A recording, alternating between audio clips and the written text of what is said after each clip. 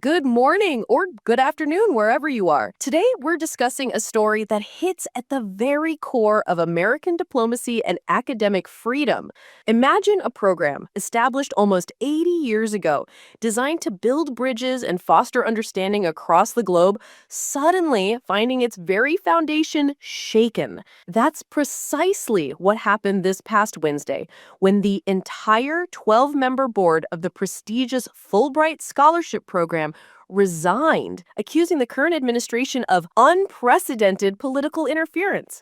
This isn't just a bureaucratic reshuffle, it's a direct challenge to the nonpartisan integrity of one of our nation's most respected international exchange initiatives. To truly grasp the gravity of this situation, it's crucial to understand what the Fulbright program represents. Established by Congress in 1942 under then President Harry Truman's administration and formalized by the Fulbright-Hays Act of 1961, it's a government-funded, nonpartisan initiative operating in over 160 countries worldwide.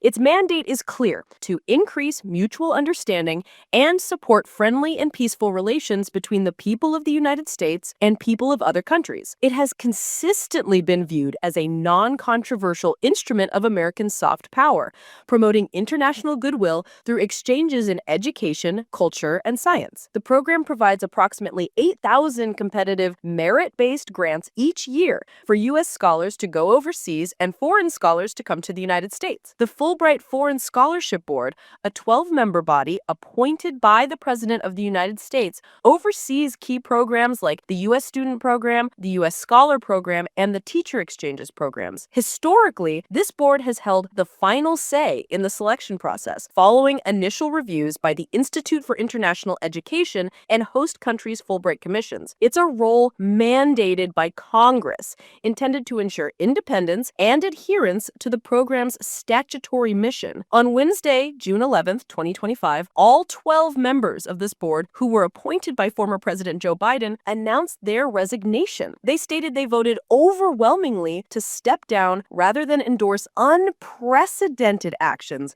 they believe are impermissible under the law, compromise U.S. national interests, and undermine the program's mission. Their core accusation against the Trump administration is that it usurped the authority of the board. The board alleged that the administration denied Fulbright awards to a substantial number of individuals who had already been selected for the 2025-2026 academic year. This included nearly 190 American professors and researchers who were prepared to go overseas for the summer, whose acceptance letters were effectively rejection notices by the State Department. The administration also allegedly subjected an additional 1,200 international Fulbright recipients to an unauthorized review process, which could lead to further rejections. The awards that were overridden were concentrated in critical fields such as biology, engineering, architecture, agriculture, crop sciences, animal sciences, biochemistry, medical sciences, music, and history. Sources familiar with the program indicated that many of the rejected proposals focused on climate change or gender disparities and seemed to have been denied based on an anti-DEI keyword search used by State Department officials for their final review. This indicates a troubling shift towards ideological mandates being injected into a program historically dedicated to merit and academic freedom. The board members also stated they repeatedly raised their legal issues and strong objections with senior administration officials, including in writing, but received no acknowledgement or response. They reportedly learned about this new, unauthorized step in the selection process not through official channels, but from rumored communications between foreign Fulbright commissions and outside media reports. This lack of transparency and communication further highlights the alleged disregard for established procedures and the board's authority. In response to the resignations, a senior State Department official dismissed the move as a political stunt attempting to undermine President Trump. The official asserted that the board members, being political appointees of the Biden administration,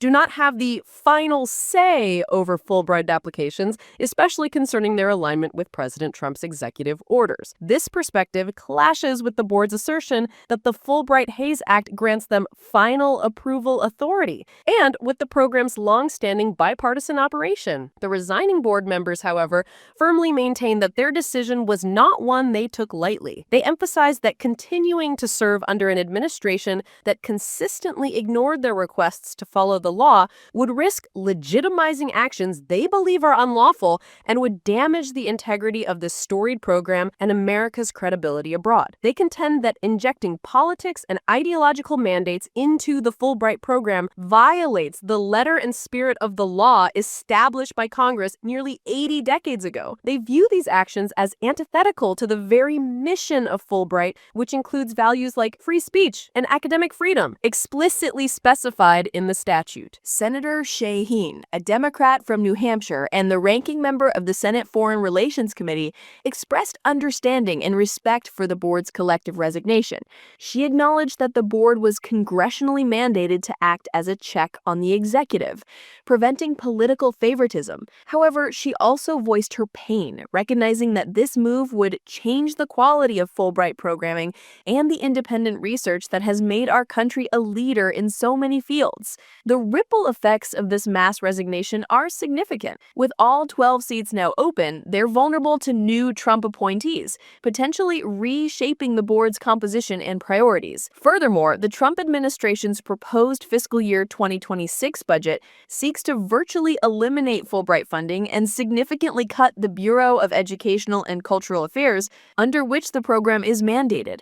This raises concerns that the administration is systematically attempting to undermine the program, perhaps without outright eliminating it, a step only Congress can take. There's a genuine worry that the recently selected cohort of scholars and researchers could be left without funding or resources once the new budget takes effect. This situation isn't isolated. It aligns with a broader pattern of increased scrutiny from the Trump administration towards international students and academic institutions. This includes expanding the grounds for revoking foreign students' legal status, pausing new student visa interviews, and increasing social media vetting. There have even been attempts to block foreign students from attending institutions like Harvard University, as the administration pressures them to adopt certain reforms. This context suggests that the alleged interference with the Fulbright program may be part of a larger strategy by the current administration to apply ideological litmus tests to various institutions, including universities and public cultural entities. For a program long hailed as a cornerstone of America's international diplomatic efforts